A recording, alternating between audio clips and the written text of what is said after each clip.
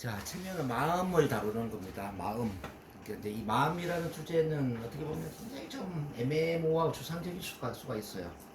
우리가 어릴 때 마음에 대한 공부를 했다면은 우리 삶이 훨씬 더 좋아졌을 텐데, 근데 우리가 태어난 이후에 그 누구도 마음에 대해서 이야기를 해주는 분이 없어요. 부모님도 마음에 대해서 이야기를 해주지 않았지. 학교 가면은 뭐 선생님이 영어 수학을 가르쳐줬지만은 마음에 대해서는 이야기를 해주지 못했죠.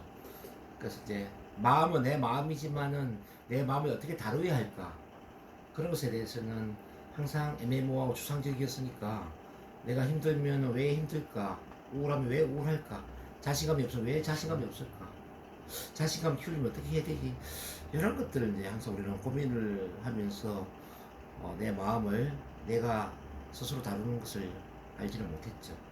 그래서 이제 저희가 상담을 해보면은 열에 한 8명 정도는 자기 마음을 다스리지 못하는 상태에 뭐 스트레스를 받거나 또 과거에 어떤 문제에 집착을 하거나 또는 어떤 마음의 상처를 안고 이제 살아가는 것 같아요. 그래서 21세기에 이제 가장 키워드가 뭐냐 묻는다면 저는 정신병과의 전쟁이다 이렇게 봅니다. 정신병과의 전쟁, 정신적인 문제와의 전쟁. 그러니까 내 마음에서 어떻게 승리를 거두고 내 마음에서 성공을 거두느냐, 이런 게 초미의 관심사다 이렇게 얘기가 됩니다. 자, 왜 이런 이제 정신적인 문제에 관심이 커지냐면은 원래 이제 80년, 90년, 뭐 2000년 이렇게 이제 우리가 물질 시대에 어떤 성공을 위해서 열심히 일을 해서 돈도 많이 벌어보고 또 사회적으로 출세도 해보고 명예도 얻어보고 뭐 다양한 어떤 물질적인 성공을 이루어보지만 사실은 그 결과물이 그다지 좋지는 않더라는 거죠. 돈만 많이 벌면 행복할 줄 알았는데, 내가 사회에서 출세하면 성공할 줄 알았는데, 참, 뭐 행복할 줄 알았는데, 또는 내가 뭐 이 사회에서 좀 인정받고 존경받는 그런 사회적 레벨에 들어가면은 행복할 줄 알았는데, 그게 그다지 행복하지 못하다라는 것에 대한 반성이죠.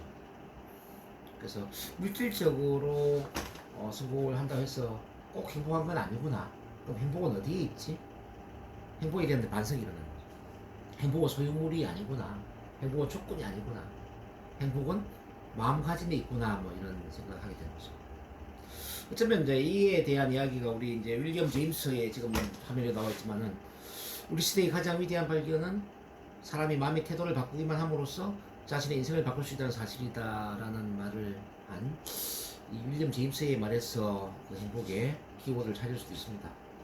마음의 태도가 어떠냐에 따라서 모든 게 달라진다는 겁니다. 그럼 여러분들도 이제 지금 보면 이제 살아가는 조건들이 만만치 않을 수도 있어요. 지금 사실은 굉장히 좀 많이 힘들기 때문에 뭐 일하는 조건이 안 좋을 수도 있고, 뭐 재정적으로 또 돈이 없어 힘들 수도 있고, 뭐 인간관계라든지 뭐 여러 가지 힘든 상황에 노출이 되어 있을 수도 있습니다. 이런 건 하나의 조건이죠. 그럼에도 불구하고 행복한 사람은 항상 존재하죠. 그 행복한 사람은 어떤 특징을 갖고 있느냐? 바로 이제 마음의 태도를 탁월한 상태로 만드는 사람이다. 그래서 이제 그렇게 본다면 이제 이 윌리엄 제임스 말이 정말 일리가 있는 거죠. 이 시대의 가장 위대한 발견은 이 마음의 태도를 바꿈으로써 운명마저도 바꿀 수 있다는 것이다. 이제 이 마음의 태도를 영어로 써보니까 이게 뭐가 되냐면요, 에리튜드죠. 에리튜드. 이 에튜드를 우리 철자 순서대로 써보니까 A가 뭐예요? 1이고 T는 20이잖아요. I는 9가 되고 T는 또 20이 되고 U는 21, D는 4, E는 5 이렇게 되잖아요. 순서대로 본다면은. 근데 이걸 다 합계를 되면은 합계가 어떻게 되죠? 합계가 100이 된다는 거예요. 100. 참 이게 재밌는 거죠. 꼭 100이 되도록 철자를 만들진 않았을 텐데, 물론 우연의 일치일 수는 있습니다. 이 LT도 철자를 합치니까 어떻게 100이 될 수 있을까? 어쨌든 우연의 일치지만 여기서 우리가 시사하는 메시지를 찾는다면은 태도가 100이라면은 모든 게 가능하다는 거죠. 태도는 모든 것이다. 그러니까 attitude is everything, 또는 attitude means everything. 태도는 모든 것을 의미한다. 이렇게 이야기해도 과언이 아니다. 그럼 이 마음의 태도를 어떻게 세상으로 만들 것인가? 자, 그 도구가 필요한데, 우리가 이제 NLP나 체면을 만나기 전에는 그 도구를 찾기가 쉽지가 않았어요. 우리가 마음의 주인이면서도 마음의 주인으로서 살아가는 게 쉽지가 않았다 이 말. 그러다 보니까 이제 과거의 프로그램에 지배를 받는 거죠. 이제 과거의 프로그램이라는 게 뭐냐면은 뭐 예를 들어서 뭐 과거에 상처받았던 경험이 있어. 그러면 지금 또 상처받은 상태로 살아가는 거야. 과거에 어떤 공포나 두려움의 경험을 많이 했어. 공포 두려움의 상태로 살아가는 거지. 어릴 때 뭐 성적인 학대를 받았어. 성폭력이나. 그러면 어떤 성폭력으로 인해서 지금 부부관계가 안 된다든지 뭐 연애를 못 한다든지 그렇게 살아갈 수가 있단 말이에요. 이렇게 이제 이런 과거의 어떤 아픔이나 상처나 트라우마로 인해서 지금도 그게 지배를 받는다면 과거의 프로그램에 지배를 받고 있다. 근데 우리가 생각해야 될 건 뭐냐면요. 우리가 프로그램에 반응할 수도 있지만 프로그램을 선택할 수도 있다는 거예요. 자, 동물과 인간의 가장 큰 차이는 뭐냐면은 동물은 프로그램을 선택할 수가 없죠. 동물은 프로그램에 반응할 수만 있죠. 이를테면 사냥개는 죽을 때까지 사냥을 해야 되고 집 지키는 개는 죽을 때까지 집을 지켜야 되고 이 밥을 퍼 개는 종소리 침을 흘릴 수밖에 없잖아요. 이건 동물의 인생이에요, 동물. 근데 인간은 그렇지 않다는 거예요. 인간은 그 프로그램에 반응을 할 수도 있지만 잘못된 프로그램을 찾아서 그 프로그램을 다시 설정할 수도 있다는 거죠.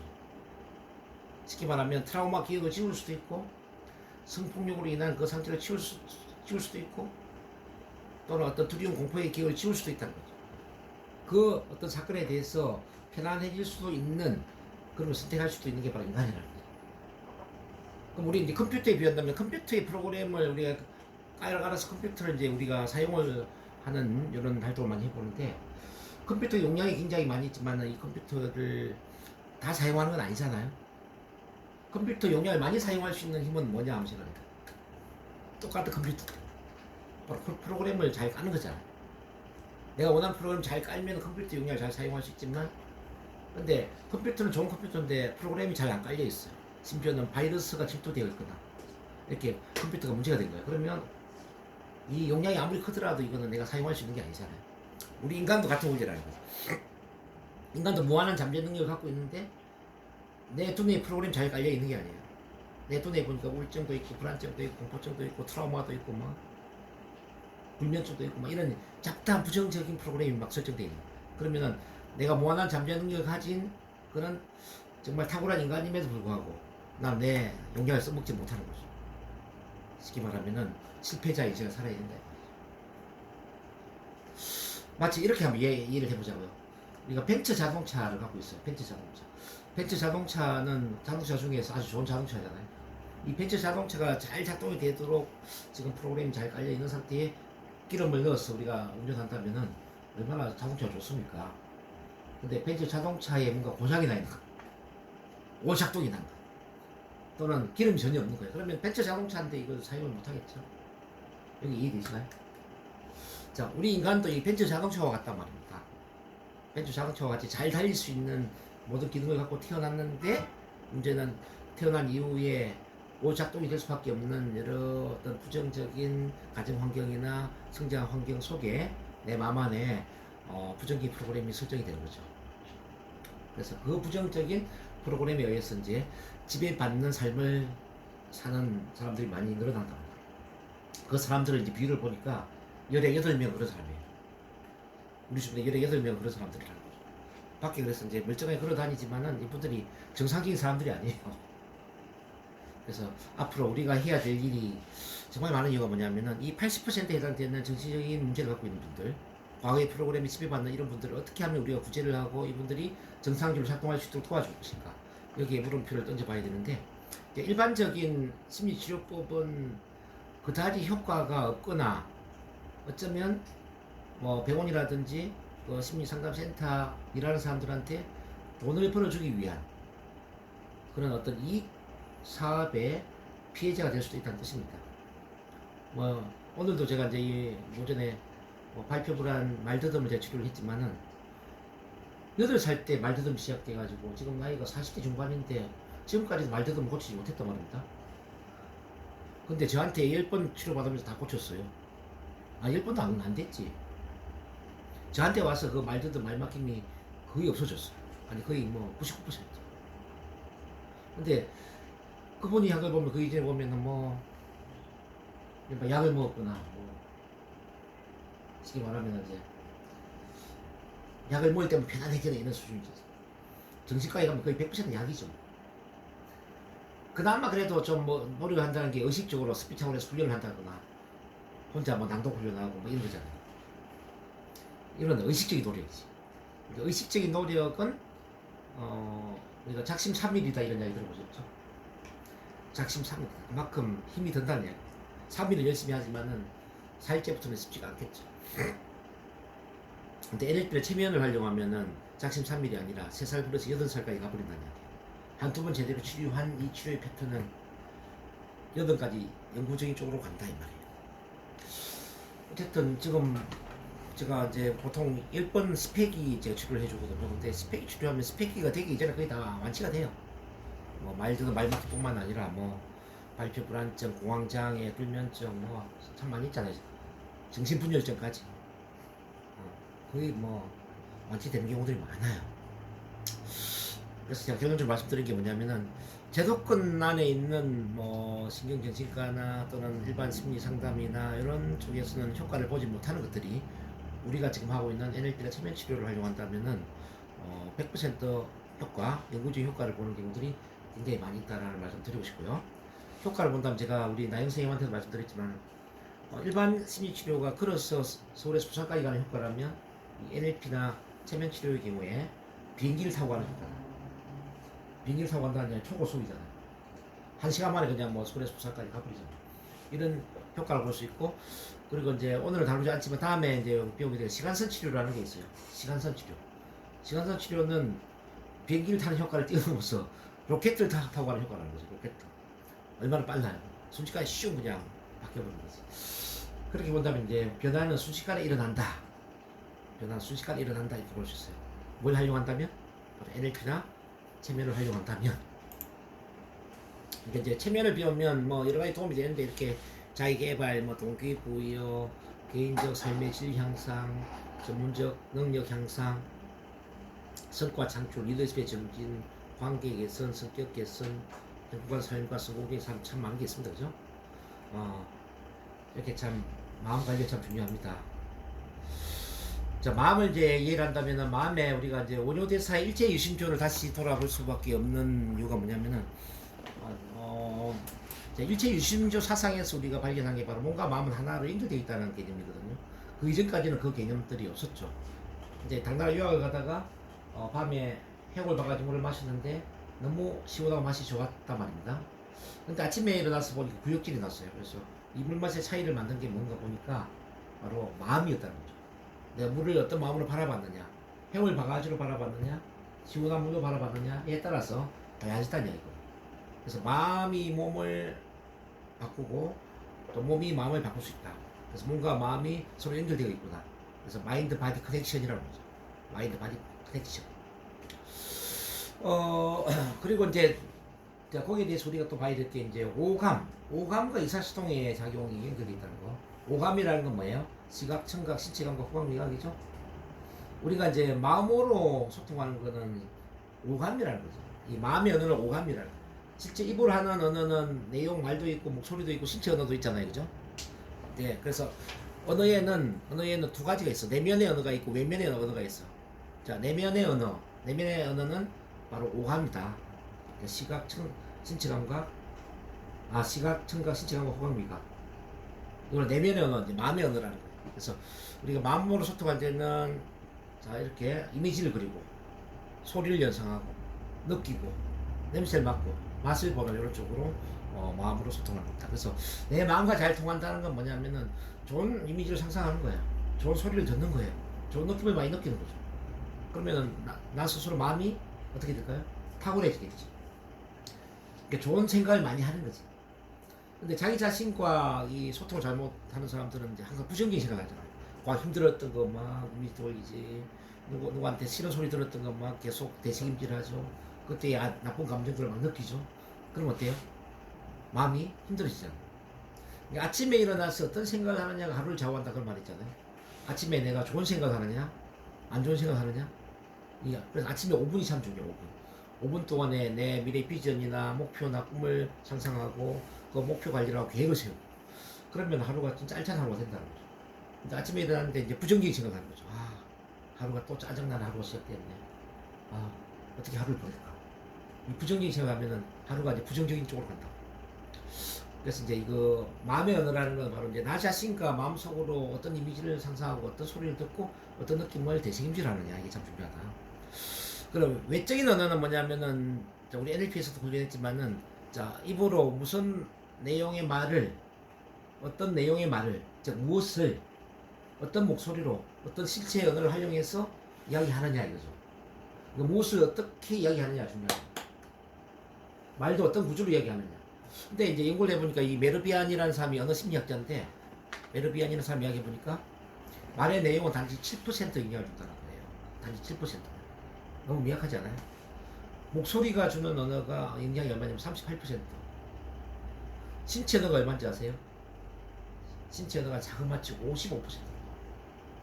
이게 무엇을 어떤 목소리로 어떤 신체 언어를 활용해서 이야기하느냐에 따라서 효과가 달라지는데 결과적으로 보면은 언어적인 내용이 7%라면 비언어적인 신체 언어나 음성이 93%지 않습니까? 이 93%의 이 언어가 참 중요하다. 그걸 이제 이해를 하셔야 되고, 그 다음에 이제 이 언어가 또 이 몸의 생리랑 그대로 연결되어 있어요. 생리랑. 즉 신체 상태와 많이 연결되어 있어. 그래서 우리가 이제 오링 테스트를 많이 활용하잖아요. 자, 오링이라는 그 손가락을 끌어당긴 힘이 오링이거든. 자, 힘을 주면 이렇게 한번 끌어당겨 보세요. 그러면은 손가락 힘을 느낄 수 있죠, 이렇게. 그렇죠? 이렇게 하면 안 되고, 이렇게 했을 때 이게 이제 본래 손가락 힘인데 우리가 이제 단어를 활용해서 사랑이라는 단어를 한번 외쳐보는 거죠. 자, 사랑했을 때의 힘. 반대로 이제 미움했을 때의 힘. 어때요? 좀 다르죠? 이번에 성공하자. 성공했을 때의 힘. 이번에 실패. 자, 이번에 행복. 이번에 불행. 차이가 있나요? 나영 선생님 어때요? 차이가 있어요? 그러니까 이 사랑이나 행복이나 성공이나 이런 단어들이 이미 긍정의 단어고 그 긍정의 단어와 긍정의 에너지는 우리 몸에 그대로 무의식적인 패턴에서 연결되어 있는 거죠. 그래서 사랑 이야기하는 순간에 힘이 생기는 거예요. 성공 힘이 생기는 거죠. 반대로 미움 힘이 빠지죠. 실패 힘이 빠지죠. 그러니까 우리 입에서 나는 반드시 성공할 거야. 난 할 수 있어 하면 힘이 생겨요, 안 생겨요? 생기죠. 아유 짜증나. 죽고 싶어. 그러면 힘이 빠지겠죠. 그래서 그 암에 걸리는 사람들을 이제 연구를 해보면요. 암에 걸리기 3년 전에 자 무의식적으로 이런 말을 많이 했다는 거죠. 죽고 싶어. 짜증나. 살아서 뭐해. 이런 부정적인 말을 많이 했다는 거죠. 부정적인 말을 하다 보니까 몸에 에너지가 빠져버리겠죠. 즉 면역 체계가 약해지겠죠. 몸의 약한 부위에 쉽게 말하면은 암세포가 활성화됐다 이 말이지. 오케이. 이해되시죠? 그래서 말을 조심해야 됩니다. 건강하게 오래 살고 싶으면 항상 긍정적인 말을 해야 됩니다. 사랑해. 자기 자신에서 나는 내가 참 좋아. 나는 나를 사랑해. 나는 나를 사랑해. 이건 정말 큰 보약과도 같은 거죠. 보약. 자, 마음으로 묻는 보약이 바로 나는 내가 참 좋아. 나는 나를 사랑해. 이 말을 해야 됩니다. 빨리 죽고 싶으면은 짜증나. 죽고 싶어. 그럼 돼요. 그래서 아침에 일어나면은 여러분들 습관적으로 이걸 좀 해보면 좋을 것 같아요. 나는 내가 참 좋아. 자, 나는 내가 참 좋아만 한 100번 해도 좋아. 나는 나를 사랑해. 이것도 참 좋아. 자, 이런 것만 한 100번 해도 정말 좋은데 이제 그 외에 오늘도 참 좋은 날이야. 오늘도 뭔가 좋은 일이 반드시 일어날 거야. 내가 하는 모든 일은 잘 되도록 예정되어 있어. 세상은 나를 위해서 좋은 일을 하려고 작정하고 있어. 난 반드시 성공할 거야. 난 그럴 수밖에 없어.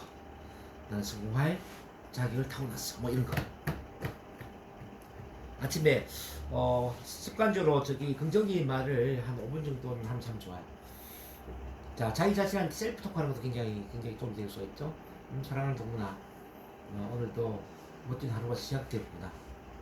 오늘도 어떤 일이 일어날지, 어떤 기적 같은 일이 일어날지 정말 기대되지 않아? 정말 멋진 하루가 될 거야, 그렇지? 오늘도 멋지게 한번 시작해 보는 거야. 자, 멋지게 한번 달려가는 거야. 자, 세상은 너를 위해서 좋은 일을 하려고 작정하고 있어. 모든 일이 잘 될 거야. 잘 될 수밖에 없어. 난 너를 사랑해. 뭐 이렇게 이거 한 5분 정도 뭐 어떤 말이라도 좋아요. 이제 긍정의 말을 그래서 한 5분 정도를 반복하는 거죠. 그렇게 일어나면은 몸도 건강해지고 에너지도 생기고 활기찬 하루가 될 수가 있습니다. 그다음 무의식의 원리 이거는 제가 따로 뒤에서 설명해 드리겠고요. 그럼 본격적으로 이제 체면으로 들어갔으니 일상생활과 체면의 관계를 좀 보겠습니다. 아까 체면이 뭐냐 제가 이제 막 물었을 때에 우리 박영국 선생님이 체면은 편안한 상태다 이런 이야기를 했습니다. 예, 맞습니다. 체면은 편안한 상태, 긴장이 풀리고 자 마음이 편안해진, 뭔가 마음이 편안해진, 릴렉스된 편안한 상태. 그러면은 지금까지 살아오면서 편안한 그런 마음을 느껴보신 적 있나요? 언제가 가장 편안했죠? 언제가 가장 편안하면서 잘 때가 제일 편하네. 잠을 잘 때. 네. 근데 이제 체면은 잠하고는 좀 다르거든요. 잠은 의식이 없는 상태라면은 체면은 의식이 있으면서 편안한 상태예요. 그럼 의식이 있으면서 편안한 그 상태를 언제 느껴보셨나? 성취했을 때, 성취하고. 그렇죠. 의식이 있지만 편안한 상태를 느껴보신 적 아마 있을 거예요. 예를 들면 잠을 자기 직전에 침대에 누웠을 때 곧 잠들어 버릴 것 같은 그 편안함일 수도 있고 아침에 눈을 떴을 때 한 5분만 더 자고 싶은 그런 편안함일 수도 있고 자, 이런 편안함 또는 재미있는 영화나 드라마를 보면서 편안하게 소파에 기대어서 이렇게 화면에 집중되어 있는 그 상태 또 좋아하는 음악을 들으면서 좀 편안하게 몸을 기대고 있거나 눈을 감고 있었던 그런 순간일 수도 있겠죠. 그런 경험 많이 해보셨죠? 네. 친한 친구랑 대화할 때도 편안하지 않아요? 친한 친구랑 이런저런 대화를 하면서 편안하게 그 대화에 몰입하는 상태. 재미있는 책을 읽는 것도 편안하지 않습니까? 또는 그냥, 공원에 벤치에 앉아가지고 이런저런 공상을 하는 것, 상상을 하는 것. 그런 것도 편안할 수 있죠. 공상, 상상. 그 편안함 많이 느꼈을 것 같아요. 그 편안함도 하나의 체면이라면은 한 가지에 집중되고 몰입되는 상태 이런 것도 체면이단 말이에요. 한 가지에 집중되고 몰입되는 상태. 언제 한 가지에 집중되고 몰입되었을까요? 언제 한 가지에 몰입되고 집중되었는지 한번 공부할 보세요. 공부할 때. 일반 정신이 하나에 집중돼가지고 정신이 팔려 있는 상태. 재밌는 소설책 읽으면 빠져들잖아요. 재밌는 강의 들을 때도 빠져들잖아요. 좋아하는 친구랑 대화할 때도 빠져들잖아요. 재밌는 영화에 빠져들죠. 자, 빠져드는 경험 많이 해보셨을 거예요. 빠져들죠. 지금도 빠져들고 있다면 지금 체면에 걸려 있는 거예요. 제 이야기 빠져들고. 그래서 그 체면은 꼭 조용한 장소에 소파에 기대면 체면에 들어간다 이건 아니거든요. 레스토랑에서도 체면에 들어갈 수가 있죠. 왜? 레스토랑에서 빠져들 수 있잖아요. 주위에 시끄러운 사람 많이 있지만 시끄러운 음악도 있지만 그 두 사람 대화에 빠져들면 이게 체면에 들어가는 거거든. 그렇지 않아요? 버스를 타고도 체면에 들어갈 수도 있죠. 버스 타는데 어떤 나만의 생각이 빠져들어 있다면 체면에 들어가는 거죠. 그래서 빠져든다, 집중되어 있다, 몰입되어 있다. 나만의 집중 몰입, 나만의 빠져드는 어떤 포인트 이걸 생각을 해보셔야 돼요. 그렇게 본다면은 이 세상에는 체면에 걸리지 않는 사람은 아무도 없다 이렇게 볼 수도 있겠네요. 왜냐? 모든 사람은 자기만의 체면 포인트에 빠져드니까. 어디에 빠져드느냐가 차이가 있겠죠. 체면을 잘 건다라는 것은 그 빠져드는 그 사람의 포인트에 맞게 체면을 잘 끌어내는 겁니다. 과거에 좋았던 경험에 빠져들 수도 있고, 자, 좋았던 어떤 친구와의 만남에서 빠져들 수도 있고, 좋았던 영화, 드라마 다 빠져들 수 있잖아요. 그 빠져들게 만들면 체면에 들어가는 거예요. 그래서 빠져든다, 집중돼 몰입된다. 그 다음에 이제 여러분들 혹시 멍한 느낌 가진 적 있나요? 멍한. 빠져들기보다는 그냥 모든 게 그냥 분리된 느낌. 왜? 넓은 바다를 바라보면 어때요? 넓은 바다를 보면 확 트여버리잖아요. 사발 확 트인 그 어떤 멍한 그런 터널 시야를 갖게 되지 않나요? 그렇지 않아요? 고속도로가 뻥 뚫렸을 때 어때요? 그 시야가 좀 확 트이면서 그냥 멍한 느낌이 들면서 운전하지 않아요? 차가 많을 때 말고 이제 차가 전혀 없으면서 그냥 도로가 뻥 뚫려 있는 우리가 이제 대전에서 진주 가는 고속도로를 타보면은 차가 거의 없는 경우가 많아요. 대전에서 진주 통영까지 보면은 도로 쫙 뚫려 있는데 차가 거의 없어. 그러면은 뻥 뚫린 그 시야로 운전을 하잖아요. 이걸 우리는 이제 뭐라고 그러죠? 터널 시야. 터널 시야라고 그러죠. 이 터널 시야도 이제 체면이죠. 그래서 터널 시야를 가지면 이 고속도로에 운전하는 건 넓은 바다를 바라볼 때에 확 트이는 느낌. 그 하늘을 바라볼 때, 가을 하늘을 바라볼 때 하늘이 막 너무 높고 막 맑잖아요. 하늘을 바라볼 때 느낌 어때요? 멍한 느낌에 좀 뚫린다는 느낌 들죠? 이것도 체면이죠. 또 넓은 들판을 바라볼 때, 또는 산 정상에 올라가서 아래를 내리다 볼 때 사방이 확 뚫리잖아요. 시야를 어디에 두는 게 아니라 확 시야가 넓어지잖아요. 이렇게 이해하시면 돼요. 시야가 좁아진 사다에 집중되는 것도 체면이지만은 시야가 확 넓어지면서 시야가 분산되는 거예요. 이것도 체면이 될 수 있단 말이에요. 자, 시야가 하나 모이되는 건 중심 시야. 자, 따라하세요. 중심 시야. 중심 시야, 자, 주변을 확 넓어지는 것은 주변 시야. 주변 시야. 중심 시야도 체면에 걸리는 거지만 주변 시야도 체면에 걸린다 이 말이에요. 그럼 여러분들이 어차피 체면 시야니까 이거 한번 실습을 한번 해볼게요. 여기에 오늘 아침에 온 두 사람이네. 이자 있자 이자. 이자를 바라보세요. 이자. 이자만 바라보되 다른 건 바라보지 않는 거예요. 이자에 집중을 해. 지금 이자에 눈동자 돌리지 마. 이자만 집중하는 거예요. 이게 지금 중심 시야예요, 선생님. 오케이. 이자를 집중하고 있으면서 옆으로 확장을 시킵니다. 자, 옆에도 같이 바라보세요. 180도 같이 바라보세요. 자, 이를 바라보고 있지만은 180도 옆이 같이 보여야 돼요. 옆이 보이나요? 네. 제가 보이나요? 네. 제가 보이는 건 주변 시야예요. 자, 그 바라보시라니까. 중심을 보면서 주변을 같이 동시에 바라보고 있다. 지금 어때요? 좀 멍한 느낌 있으세요?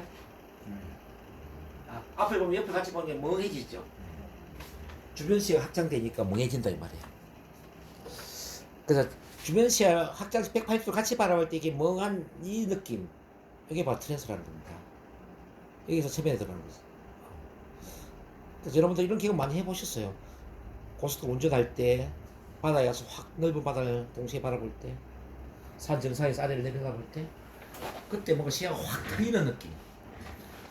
그런 게 바로 이제 체면이다 이렇게 보시면 돼요. 그 다음에 여러분들이 이제 의식하는 게 없이 계속 반복적으로 뭐 하는 게 있어. 우리 박영보 기사님은 계속 뛰잖아요. 이거 의식을 하고 뛰어야 그냥 뛰어요. 그냥 자동으로. 자동으로 뛰죠. 그게 체면이에요. 자, 그 다음에 우리 그 뭐 타기, 드럼 치는 사람 자동적으로 맞추잖아요. 그것도 체면이야. 북 치는 사람, 인디언들 북치고 이것도 이제 체면이지. 교회 가면 아마 찬송가 막 부르죠. 찬송가. 절에 가면 경전 읽고. 그럼 스님이 막 옥탑도 드리고. 이게 반복적으로 어떤 리듬에 있게 뭔가를 하잖아요. 반복적 리듬에 의해서 경전을 읽거나 찬송가를 부르거나 목탁을 두드리거나 또는 달리거나 북을 치거나 이게 다 뭐냐면 체면이다 이거지. 이해되시나요? 그럼 제가 이제 체면에 대한 여러 예를 좀 들어드렸는데 그럼 우리는 체면 속에 살고 있네요. 네. 체면이 아닌 것은 뭐고 체면이 긴 것은 뭐냐? 사실은 거의 모든 게 체면이라고 볼 수 있는 것이죠. 많은 사람들이 이제 체면의 본질을 모르니까 체면은 지금까지 체험을 해보지 않는 영 색다른 것이 아닐까 이렇게 기대를 하는데 사실은 우리가 대부분 체면 경험을 해왔다 이 말이에요. 자, 오늘 이제 체험할 것도 이제 그런 비슷한 것들이에요. 너무 기대하지 마세요. 체면에 걸리면 어떨까? 너무 기대할 필요 없어. 이미 우리가 해온 거예요. 그리고 이제 우물랑 개구리, 문제라는 우물 그랬는데 이제 문제라는 체면이에요. 이제 체면은 자기 손상적인 그런 체면도 있고 자기 존중적인 체면도 있어. 즉 자기를 힘들게 하는 체면도 있고 자기를 정말 힘을 주고 자기 이롭게 하는 체면도 있단 말이에요. 그러니까 자기 손상적인 거는 문제적인 거죠. 그죠? 근데 문제 자체도 체면이라고 생각하시면 돼요. 우울증도 체면이에요. 불안증도 체면이에요. 불면증도 체면이에요. 분노 조절 장애 이게 다 자기 손상을 시키는 체면이라는 거지. 제가 그랬죠. 체면 빠져드는 것이고 집착하는 것이고 하나에 집중 몰입하는 것이다 그랬잖아요. 나쁜 쪽으로 집중 몰입하면 나쁜 쪽이 체면이 되는 거지. 우울한 기분에 계속 몰입해. 우울한 어떤 과거의 경험에 계속 몰입해. 그럼 우울증에 걸리는 거예요. 상처받은 기억에 계속 몰입해. 과거에 상처받은 기억에. 그러면은 상처받은 기억에 몰입을 하기 때문에 결국 그 사람은 또 상처받는 그 트라우마적인 체면에 걸리는 겁니다. 불면증에 걸린 사람들은 어떤 사람들이냐면 그 이제 자기한테 스트레스적인 생각을 계속 반복하잖아요. 2년 전인가 이제 그 비트코인을 잘못 투자를 해가지고 아파트를 두 채를 날려먹은 어떤 분이 왔어요. 아파트가 두 채니까 돈이 얼마지? 한 7, 8을 말아먹었나? 그것도 자기 돈으로 한 게 아니고 자기 언니 돈, 동생 돈, 오빠 돈 다 저걸 모아가지고 투자를 했는데 다 말아먹은 거죠. 밤에 그게 얼마나 힘들었겠어요. 그래서 돈 말아먹고 생각하니 밤에 잠이 안 오는 거죠. 막 억울하고 화가 나기도 하고 또 가족들한테 미안하기도 하고 그런 마음, 그런 생각들이 계속 돌고 돌다 보니까 이제 이분이 아예 잠을 못 자고 2년 3년 그러다 보니까 그냥 미쳐버리는 거죠. 나중에 소리 지르고 무의식적으로 소리가 나오는 거죠. 너무 힘들면 막 소리 지르는 거죠. 본인도 왜 해소를 해야 되지 않겠습니까? 자, 이분은 어디에 어떤 체면에 걸려 있죠? 바로 그 피해자적인 아파트 두 채를 말아먹은 그 피해자적인 그 과거의 상처란 체면에 걸려 있는. 또 어떤 사람은 사랑하는 사람과 헤어져 갖고 헤어지는 아픔 때문에 또 밤에 잠 못 자고 뭐 맨날 술 마시고 자기를 학대하고 그러다 보니까 이제 자기를 완전히 피해자로 만들어버리는 그런 체면에 걸린 경우도 있죠. 근데 정신병이라는 건 뭐냐면요, 그 정신병을 유발시킨 어떤 부정적인 경험이나 사건이나 그런 대상이나 그런 문제에 집착되어 있다는 거죠. 즉 그런 문제는 체면에 걸려 있다는 거죠. 문제라는 것은 문제 외에 다른 걸 생각 안 한다는 거잖아요. 체면은 그잖아요. 체면은 한 가지 외에 다른 걸 생각하지 않는 게 체면이잖아요. 문제도 체면과 똑같은 거라고. 그래서 우리가 문제란 우물이라고 비유를 할 수 있는 겁니다. 우물에 빠지면 우물만 보이는 것처럼 문제에 집착하면 문제 외에 다른 것은 생각이 안 드는 겁니다. 문제만 생각이 듭니다. 그래서 우리가 시야를 넓혀야 돼요. 우리가 이제 체면을 할 때 두 가지 생각이 돼요. 문제란 체면에 걸려있는 사람은 문제 밖으로 빠져나오게 만들어줘야 돼요. 그리고 긍정적인 체면에 걸리게끔 만들어줘야 돼요. 자, 긍정적인 우물에는 빠지게 만들고 부정적인 우물에는 빠져나오게 만든다. 쉽게 말하면 부정적인 우물에 빠져나오게 만든다. 이 이야기는 뭐냐면 부정적인 문제에 집착되어 있는 사람한테서 부정적인 것에서 빠져나오게 만들어서 부정적인 외에 나머지 긍정적인 걸 보게 만들어줘. 그러면서 그 사람한테 가장 강력한 어떤 긍정적인 그런 비전이나 목표나 그게 자원에 빠져들게 만들었어. 그 긍정적인 우물에 집중하게끔. 그러면 어떻게 될까요? 그 마음이 긍정적으로 바뀌겠죠. 오늘도 이제 이 그림이 뭐냐면요, 이 말더듬, 발표 불안을 갖고 있는 사람은 오로지 말더듬을 없애는 데만 집중을 해요. 저 말더듬 체면에 걸려 있는 거잖아요. 그렇잖아요. 말더듬 우물에 빠져 있는 거. 어떻게 하면 여기서 벗어날까가 관심이에요, 이분은. 그래서 제가 여기 빠지라고 그랬지. 동기부여 명감사가 되고 상담사가 되고, 어?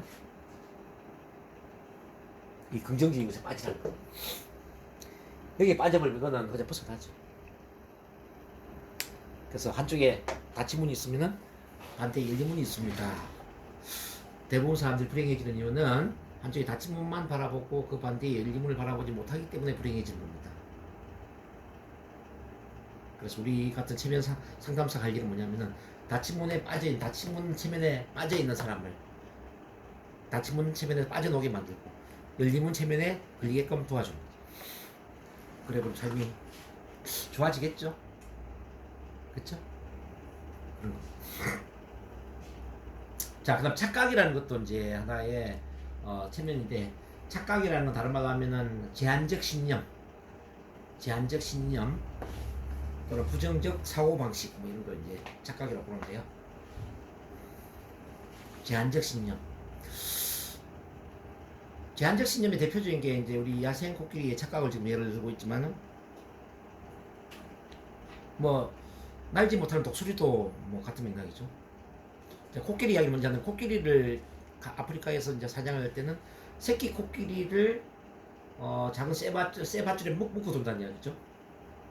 그럼 당연히 코끼리 도망을 갈까요? 못 갈까요? 못 가겠죠.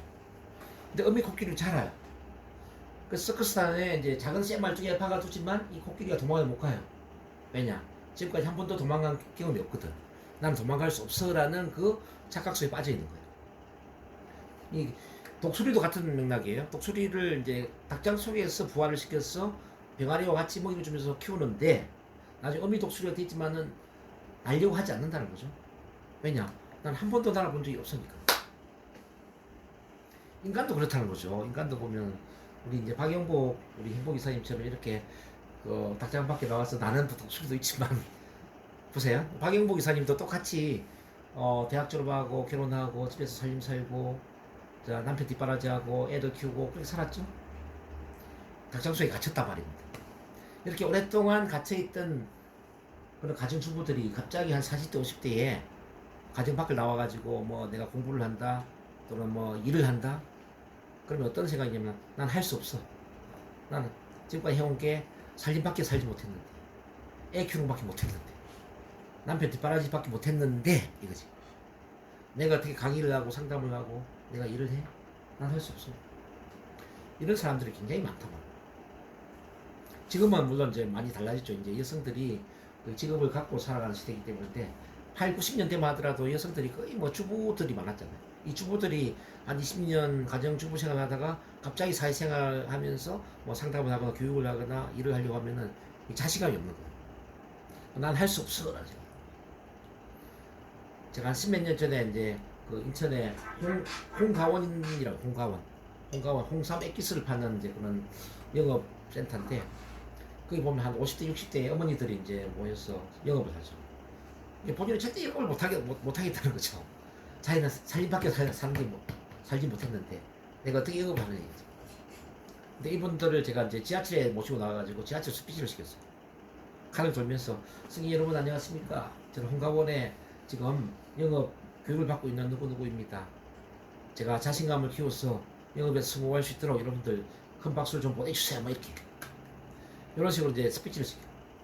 근데 그거 못하겠다고 이렇게 뭐 처음에 꼬랑기를 내리던 그 어머니들이 지하철 스피치 한두 번 하고 나면은 자신감이 생겨요. 그래서 막 사무실에 방문해가지고 제가 홍가원에서 일을 하고 있는 건데 뭐 홍삼 액기스가 정간장보다는 뭐 2배로 싸면서 저거 막 소개를 하더라. 이게 일을 해. 자, 무슨 이야기냐면요. 독수리도 그렇고 코끼리도 그렇고 인간도 마찬가지인데 절박한 위기적인 상황이 되지 않으면 자기 능력을 발휘하지 못하고 자기가 할 수 있다는 사실을 깨닫지 못해요. 독수리를 날 수 있다는 걸 깨닫게 하려면 질백 아래를 떨어뜨려야 되겠죠. 인간도 지하철 스피치와 같은 그 절박한 상황에 도전하게끔 만들어 봐야 된다는 거죠. 코끼리가 있는 그 서커스탄에 만약에 불이 났다고 생각해요. 불. 화재가 났다고 생각해봐요. 그럼 코끼리가 어떻게 될까요? 가만히 있을까요? 그때는 살기 위해서 막 도망치려고 할 거예요. 그럼 새 말뚝을 뽑아버리겠죠. 그래서 인간이나 동물이나 이렇게 한계가 없는데 자기 착각 속에 빠지다 보면은 자기 능력을 사장시키죠. 즉 발휘하지 못하죠. 체면이라는 것은 바로 이제 이런 착각을 벗어나게 만들어주는 겁니다. 자, 체면 암시를 통해서 충분히 가능합니다. 우리 2002년도 월드컵에 대한민국 기억나시죠? 이건 뭐 그대로 집단 체면으로 봐야죠. 지금 대한민국 소리 들으니까 어때요? 그때 이미지 막 떠오르지 않아요? 그때 느낌 대사가 나죠? 그래서 100명이 모여있는 자리에서 대한민국 이렇게 한번 구호를 외쳤다 그러면 100명이 똑같은 생각을 할 거예요. 똑같은 느낌을 가질 겁니다. 바로 집단 체면에 들어간다. 그렇게 본다면 이제 문화도 하나의 체면이고 집단 분위기도 하나의 체면이다 이렇게 볼 수 있지 않을까요? 그렇게 보면 이제 북한이라는 나라도 김일성 체면에 걸려있다 이렇게 볼 수 있는 겁니다. 우리 지역으로 본다면 전라도는 전라도 체면에 걸려있고요. 경상도 경상도 체면에 걸려있고 충청도는 충청도 체면에 걸려있다. 그렇게 볼 수 있지 않을까요? 오늘 여기 오신 여러 우리 스님들은 NLP 체면에 걸려있다고 봐도 되지 않을까요? NLP 체면 그럴 수 있죠. 참만남 체면에 걸려있다 그렇게 볼 수 있겠죠. 그래서 이제 어떻게 보면 정상적인 각성의식도 합의된 트랜스다. 일종의 자동화된 의식 상태인데 이게 하나의 또 체면을 볼 수 있다. 자, 이렇게 이제 체면은 이미 이제 우리가 경험하고 있는 겁니다. 그 체면 용어를 좀 본다면은 힙노시스. 이 힙노시스는 힙노스 잠이라는 이제 잠의 신이라는 그 용어에서 나온 거예요. 그러다 보니까 이제 힙노